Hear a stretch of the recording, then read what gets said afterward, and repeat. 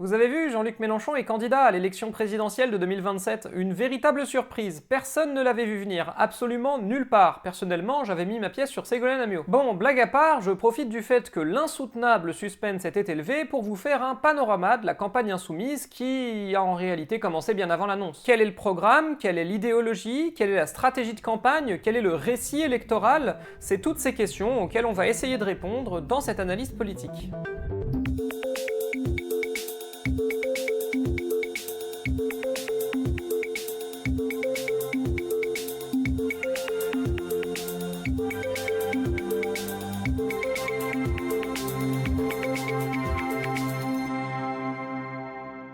Bon, commençons par la partie la plus simple, le programme. La France Insoumise part avec l'avantage d'être l'un des seuls partis à gauche à avoir un programme solide qui est là depuis grosso modo le début. Il a été réactualisé l'an dernier et du coup, pendant que les socialistes et les écologistes, sans compter François Ruffin, sont encore à l'étape de l'élaboration de leur projet, les Insoumis étaient déjà passés à l'étape d'après. Le programme L'Avenir en commun, c'est un programme qu'on peut, comme la plupart des programmes politiques de gauche structurés des 2 dernières années, situer entre la social-démocratie et le socialisme démocratique. Pas de sortie du capitalisme, mais une régulation accrue de l'économie, la socialisation de certaines dépenses et un rééquilibrage de la balance capital-travail. Une constituante pour passer à une 6ème république dans laquelle on retrouverait un référendum d'initiative citoyenne, des votations citoyennes, probablement aussi du droit de vote obligatoire, bref, un régime de démocratie semi-directe, assez proche de ce qui existe en Suisse, mais avec des garanties supplémentaires. Dans les trucs qui me bottent déjà un peu moins, encore et toujours, Mélenchon est un turbo campiste. Alors c'est pas dans le programme écrit, mais c'est dans toutes ses prises de parole depuis plusieurs années. Mélenchon dénonce avec vigueur l'impérialisme états-unien et son allié israélien, dénonce aussi, quoique avec un peu moins de vigueur, l'impérialisme russe, et ne dénonce pas du tout l'impérialisme chinois. Et c'est pas parce qu'il cite le général de Gaulle pour se justifier que ça fait moins de lui un internationaliste à 2 vitesses qui soutient un régime dans lequel tout ce que l'extrême droite essaye de faire en France, que ce soit la persécution des minorités, la répression des libertés publiques ou encore la surveillance de masse, a déjà été fait. Bon et sinon, pêle-mêle, il propose davantage de démocratie au travail, l'ouverture de nouveaux droits pour les minorités du pays, de la souveraineté numérique par le logiciel libre, et un horizon, certes un peu lointain, mais quand même relativement assumé, de dépassement du capitalisme. Jean-Luc Mélenchon inscrit son action dans la continuité de celle de François Mitterrand, qu'il cite comme une référence majeure dans son discours, même s'il se réclame surtout de l'avant tournant de la rigueur. Son idée, c'est que l'objectif des mitterrandistes en 1981, c'était de réaliser une transformation sociale complète pour faire le socialisme en France. Objectif qui aurait été brisé par un rapport de force perdu avec le capital, puis par l'adhésion progressive des cadres du Parti socialiste aux thèses néolibérales. Mélenchon revendique cet objectif-là et l'avenir en commun, tout comme la France insoumise, se veulent une réponse à l'échec du mitterrandisme.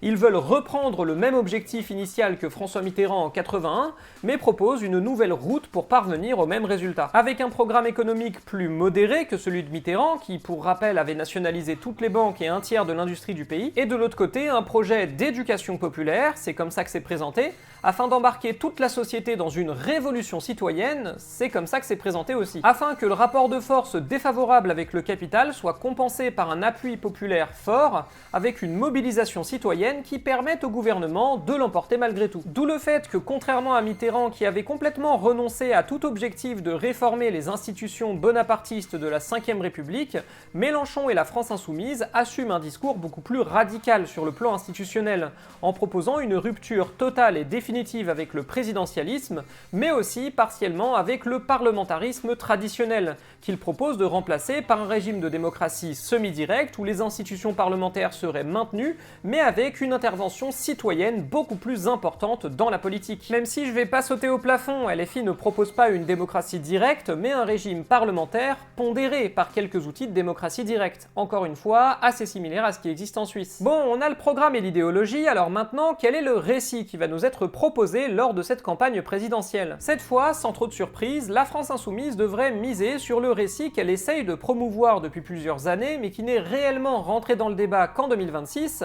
la Nouvelle France. Un concept qui a été beaucoup critiqué, à droite bien sûr, mais étonnamment aussi à gauche, où les insoumis ont été accusés souvent de vouloir diviser les Français entre une Nouvelle France et une Ancienne France, Alors que bah non, la Nouvelle-France, c'est une vision de la société dans son ensemble, plus métissée, plus ouverte sur l'autre, plus progressiste aussi, et une société qui veut le maintien de son modèle social. Et c'est un concept qui est aussi, et peut-être même surtout, un contre-récit nationaliste à celui de la droite et de l'extrême droite. Aujourd'hui, ceux qui se réclament le plus de la France, ceux qui jouent le plus le récit nationaliste pour se faire élire, c'est le RN, c'est LR. Et face à ça, peut-être aussi parce qu'elle est un peu trop cartésienne pour ça, la gauche a du mal à opposer un récit global de la société. Les socialistes parlent de liberté, les écologistes de prospérité écologique, les communistes de nouveaux jours heureux, mais finalement il n'y a pas de récit national là-dedans. C'est pas forcément un problème d'ailleurs, moi je suis contre le nationalisme, mais si on raisonne par rapport à comment fonctionne une élection présidentielle, c'est un scrutin bonapartiste qui favorise la figure individuelle, le grand chef suprême au-dessus des clivages, et le discours nationaliste, la France éternelle. Donc proposer un discours nationaliste alternatif à celui de la droite et de l'extrême droite, celui de la Nouvelle-France, c'est malin. Mais alors, comment il la gagne cette campagne? Avec quelle stratégie électorale? Un truc que je note pour commencer, c'est que Mélenchon a officialisé sa candidature beaucoup plus tard cette fois-ci. Rappelle que pour l'élection présidentielle de 2022, il avait annoncé sa candidature en décembre 2020, soit 1 an et demi avant. Et cette fois-ci, il l'a fait 5 mois plus tard, après avoir laissé planer un faux suspense pendant un peu plus d'1 an. Faut dire aussi que c'est plus facile. En 2020, la France Insoumise était pas du tout en forme. Oui, Mélenchon avait été premier de la gauche en 2017 et avait fait un bon score, mais derrière, il avait enchaîné 2 gamelles électorales, et le parti qui était en dynamique à gauche à ce moment-là, c'était Europe Écologie Les Verts. En plus, t'avais déjà Ruffin, qui à l'époque laissait planer l'idée d'être candidat à la présidentielle, sans compter Yannick Jadot, qui essayait de s'imposer comme le candidat naturel du camp social-démocrate. Bref, Mélenchon avait fait le pari de partir avant tout le monde pour court-circuiter d'éventuels rivaux et rattraper le terrain perdu.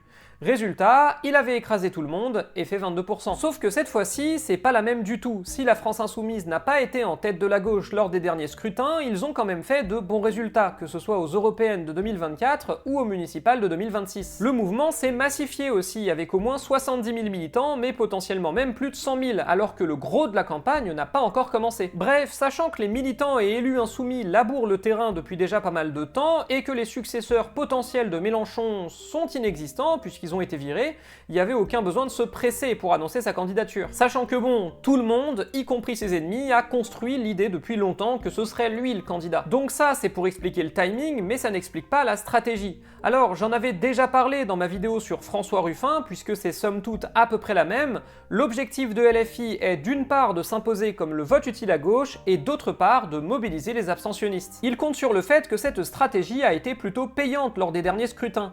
Aux européennes comme aux municipales, la France Insoumise a réussi à faire augmenter la participation dans ces zones de force où il s'est imposé de très loin comme le premier parti. Bref, l'objectif de la France Insoumise est double, à la fois élargir son socle électoral, mais aussi élargir le socle électoral de toute la gauche, afin d'avoir le moins besoin possible de compter sur le bloc central au second tour pour l'emporter. Ça va être déterminant. Si l'ensemble de la gauche réussit à repasser la barre des 40% au premier tour, ça va être tout de suite une autre paire de manches que si elle reste bloquée entre 30 et 35% comme c'est le cas depuis 2022. Et donc, pour dépasser ce socle, la France Insoumise mise sur une campagne de terrain doublée d'une campagne numérique. Donc à la fois déployer des dizaines de milliers de militants sur tout le territoire afin de faire des réunions publiques, du tractage et du porte-à-porte, afin de mobiliser un maximum de monde autour d'eux, et à la fois se rendre omniprésent sur les réseaux sociaux, notamment le réseau des nazis, mais aussi TikTok, en se servant pour ça de leurs élus et de leurs sympathisants. Et est-ce que ça a une chance de marcher, ça? Est-ce que ça peut faire gagner Mélenchon? Je sais pas, mais en tout cas c'est probablement la meilleure stratégie possible pour y parvenir. Ça semble en tout cas mieux parti qu'en 2022, la France Insoumise dispose d'un ancrage électoral plus fort, mais aussi d'une structure militante beaucoup plus importante et donc beaucoup plus puissante. Sans compter le fait que contrairement à 2022, la dynamique de vote utile va être beaucoup plus forte dès le début, parce qu'en 2022 on n'y croyait pas trop. Alors oui, Mélenchon est détesté, Mélenchon est clivant, mais il l'était déjà en 2022. Et face à lui, cette fois, il a un bloc central beaucoup plus affaibli et une gauche qui a surtout affiché le spectacle de sa division. Toute la question sera de savoir à quel point son socle et ses réserves de voix seront élevées à l'issue de la campagne qu'il va mener, surtout si en face de lui, il doit battre un candidat du RN. Et les sondages actuels, bien que très alarmistes, ne sont pas un si bon élément de réponse actuellement, notamment parce qu'ils sous-estiment structurellement la gauche depuis plusieurs années. Sur ce, à la prochaine!